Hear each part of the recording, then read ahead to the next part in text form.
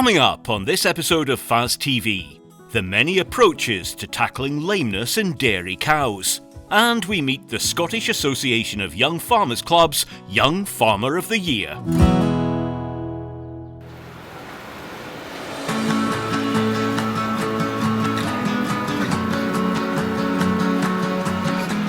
Lameness is one of the key animal welfare issues in the dairy industry. It's very costly in terms of lost milk, veterinary treatment, and its impact on fertility. Here at SRUC's Barony campus, managing lameness in their dairy herd is a team effort. I am William Black. I am the dairy herd person here at SRUC Barony. I am responsible for the day-to-day management of this dairy herd behind me. In the dairy herd we have 235 Holstein Friesians.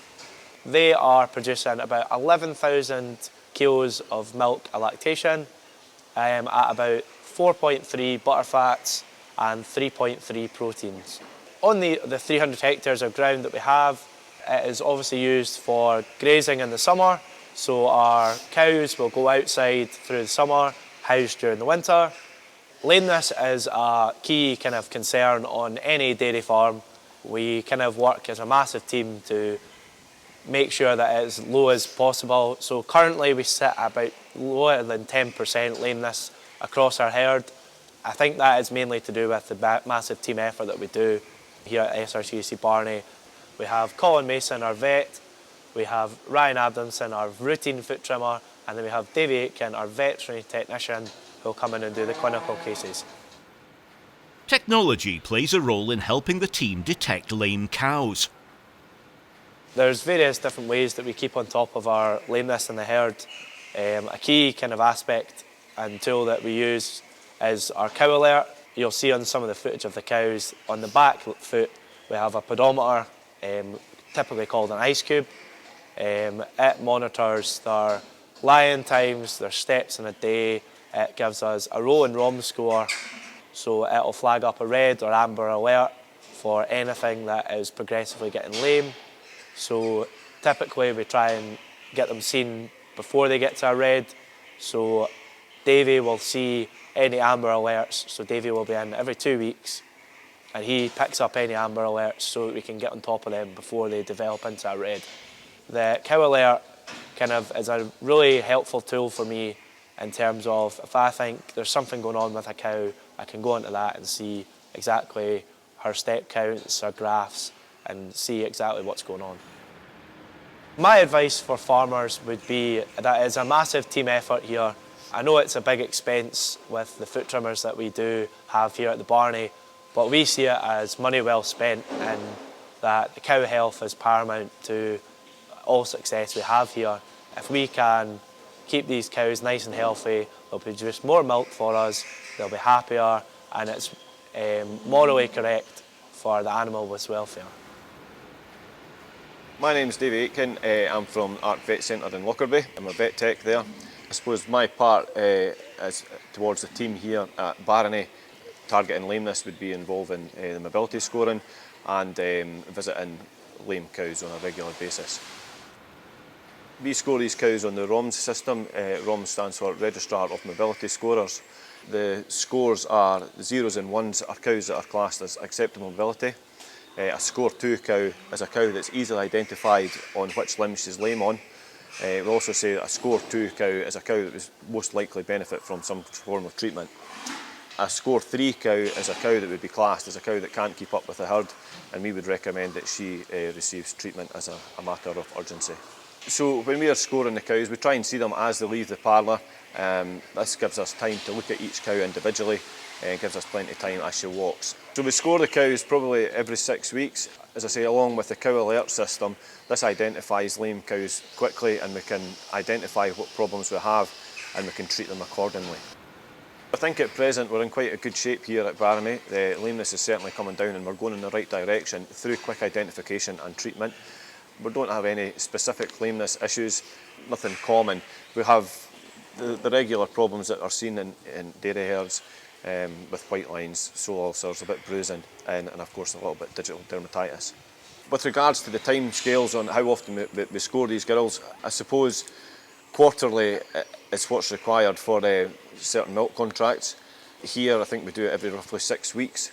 Some farms that I visit personally, we're scoring monthly to identify those cows as quickly as possible, and then those cows from there be presented to their foot trimmer or whoever's dealing with the lameness. And I say that can tackle the issues, and hopefully we get on top of the problem quick to help the cows.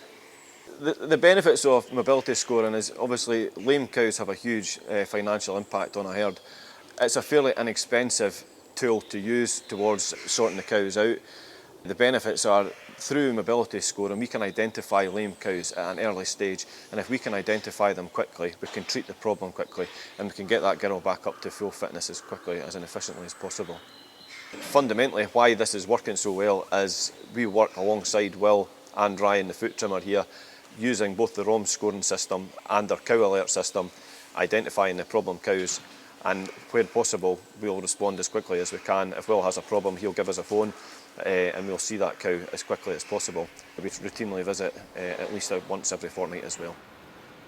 The farm also take veterinary advice from their own vet services.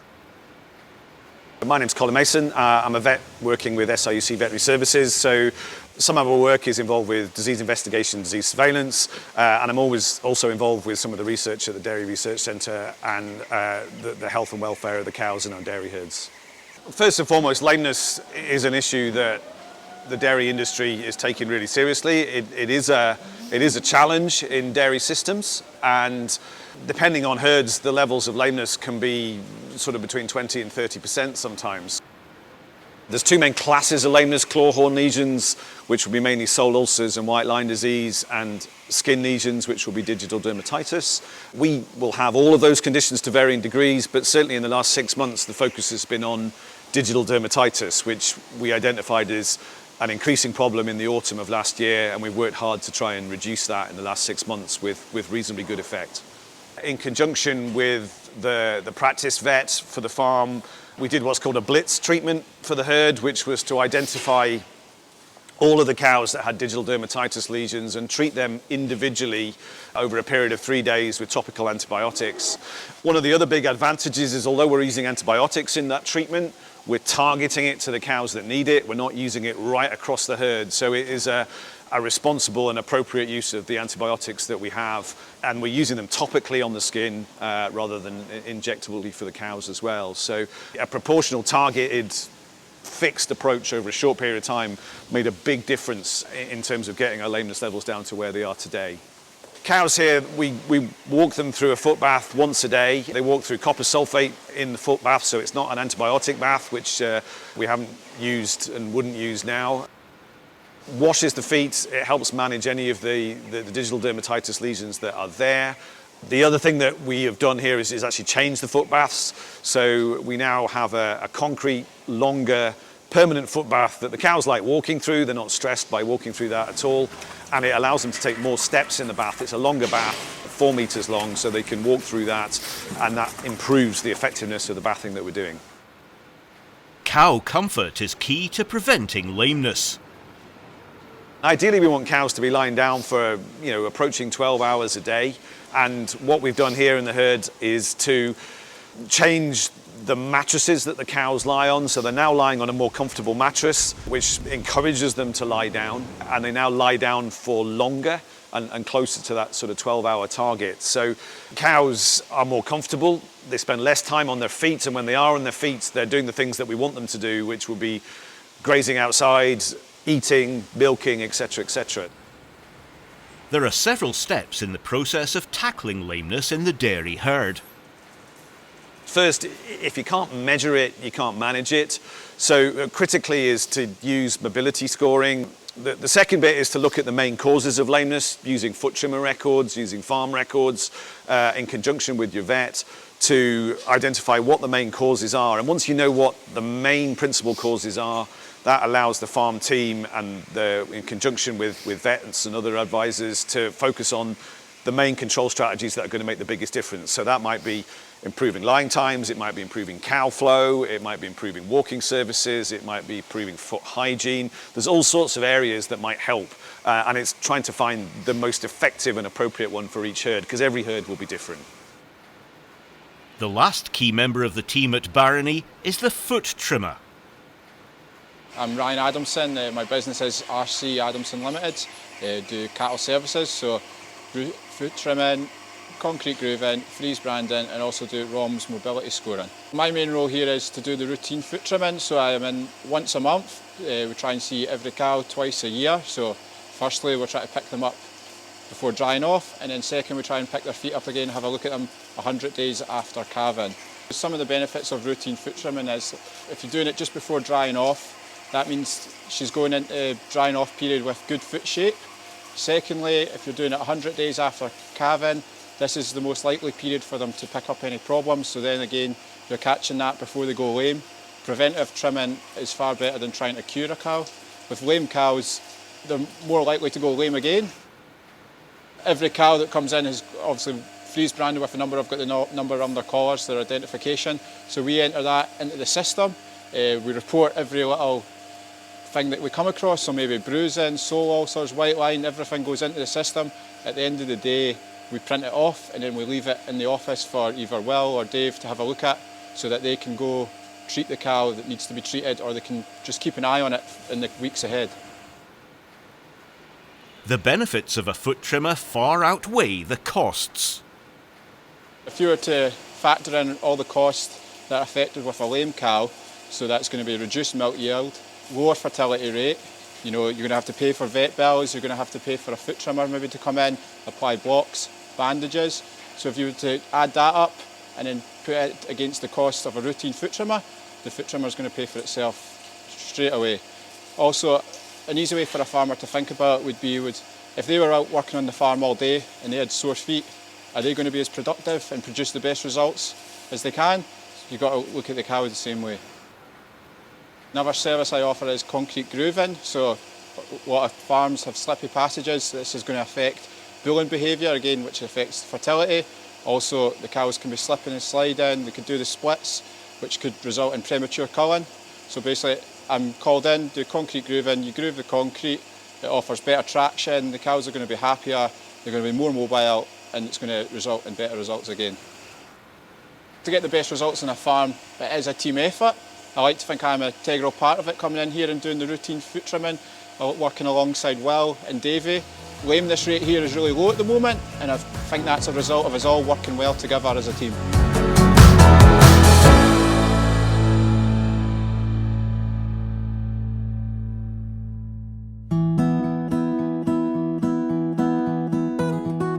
The Scottish Association of Young Farmers Clubs is Scotland's largest rural youth organisation, providing a social network full of opportunities for young people to share knowledge, take part in competitions and events, and develop skills in the rural and agricultural industry.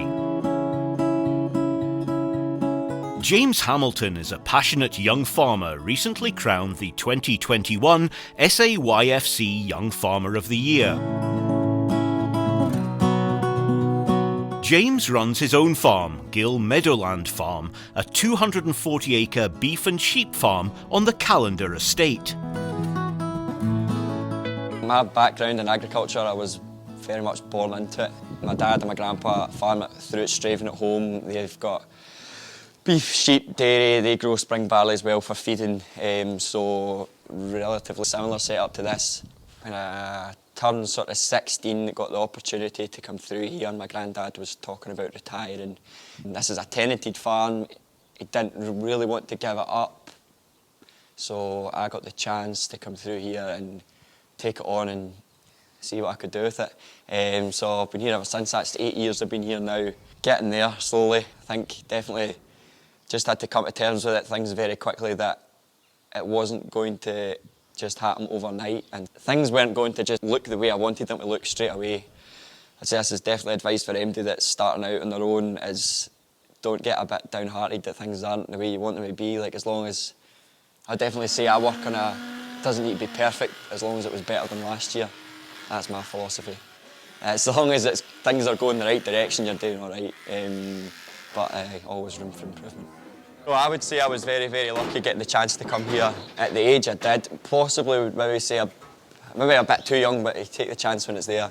To get pretty much what was a blank slate, get to do things the way I want to do them. It's a massive opportunity. Changes we've made since we came here. It started off, it was my granddad bought store cattle. He grew quite a lot of hay to sell for horses, and he grew a lot more grain. When we came here, grain wasn't making an awful lot of money. I'm very stock-minded, so as time has went on, we've changed things round about, reseeded the whole farm and put a lot of the old barley fields back into grass, and then ploughed up old grass, put them in barley, vice versa. We've changed the whole farm round about, other than a wee 4-acre park out there that's still the same. Put more grass on, piled a lot more stock on, because it's the way I want to do it. It's nothing really to do with anything else. It's just doing what I'm interested in, I suppose, as much as anything. Young farmers' clubs have always played a big role in James's life, giving him the opportunity to meet new people, develop his skills and confidence, and ultimately make improvements within his own farming business. My dad was fairly involved in Avondale. So was my mum. She was a Lithgow club member. So my sister started going to Young Farmers, and I wasn't far behind. I think as soon as I was old enough, I was away, and I loved it right from the very, very start. Probably out and about a lot more than I should have been at that age, but it was great. Started off in Avondale. I'm still an Avondale member. I'm Avondale vice chairman now. I've been Avondale all my whole Young Farmers time. Also spent a bit of time in Bathgate, which I thought I was very, very lucky being able to be part of 2 different clubs, 2 different districts and 2 different areas, so I've had quite a good spread. I've met a lot of people right across the central belt, basically. Amazingly, you end up bumping into Young Farmers' calendar through the years couldn't really be much more varied. People who are farmers, people who aren't, there's something for absolutely everybody. Speech making, concerts, talent spot, and then into the sort of more agricultural side of things, like Young Farm of the Year's becoming a big thing, the stock judging, and all the usual kind of smaller competitions at shows and stuff. Sports as well is another massive thing. Tug of war, football, netball. Tug of war's a massive deal for the people that do it as well. I would definitely say now it's not quite 50-50, but there are a lot of people in Young Farmers who have very little connection to farming, if not none at all. And some of those people actually probably get the most out of it, because there's a lot of people coming into Young Farmers with no previous experience and then end up with jobs out within the industry through connections that they've met or whatever. So there's definitely a lot of people I know have started from absolutely nothing, and in my time that I've known them, and we see how far they've come within the industry, it's a lot of that is down to Young Farmers. The Young Farm of the Year competition, 2021, it was the second one because we had a year out of COVID. The qualifier was through the summer, so very similar to sort of the agri-skills competition. It was a lot of practical things that day. I've seen it being welding, setting up ploughs, setting up sprayers, grading lambs. We had an interview with a vet to do with the dairy industry and a fairly big general knowledge quiz. That was the qualifier, and then getting through from that. Started off, they took us up to Perthshire to look at a farm up there, which had recently been bought. And the idea was we got a lump sum of cash in the farm, and essentially the plan was to come up with a business plan that was going to be profitable and sustainable going forward. So done that, and then went over by the judges, and we had an interview to do at Ingliston on December the 4th. We'd done that in the morning, and then in the afternoon, again, it was back into practical things again, like chainsaw safety, crutching lambs, tractor driving, quad bike driving, a few different construction tasks and quizzes and things, so fairly massive spread, quite thorough. I'm very competitive. I've given up trying to hide it.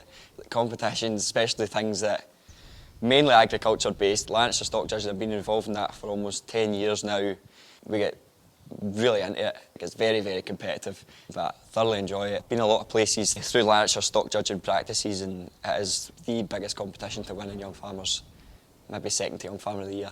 It's a great, great competition, and I would really like to see it being better supported, and I definitely think there's a lot of people involved in Young Farmers that could get a lot out of it, particularly people who are off-put by reason giving and speaking. A lot of people are put off by that, but it's probably the only reason I'm standing here speaking for now. Because when I left school, I would never have been able to do anything like this, and by getting involved in that, and definitely helped with sort of being able to speak in public. As a young farmer early in his career, James is optimistic about the future of the industry. I think my generation of young farmers has actually got quite a lot to look forward to. There are less people producing food and more people eating it, so surely supply and demand, the future's got to be fairly bright for us. Don't let anybody tell you can't do it, I would have said. And ask plenty of questions, always look for advice. So that's where Young Farmers comes into that in a big way. Don't get tied to staying in your own four walls, if you know what I mean. Get out there and take on those part-time jobs, or go on farm walks or whatever, and go and see what other people are doing. I think it would have been quite easy for me to come here and just get set in my own ways, working on my own most of the time, and I had to sort of try and push myself to go and see what other people are doing and sort of make changes to the way you do things yourself on the back of that.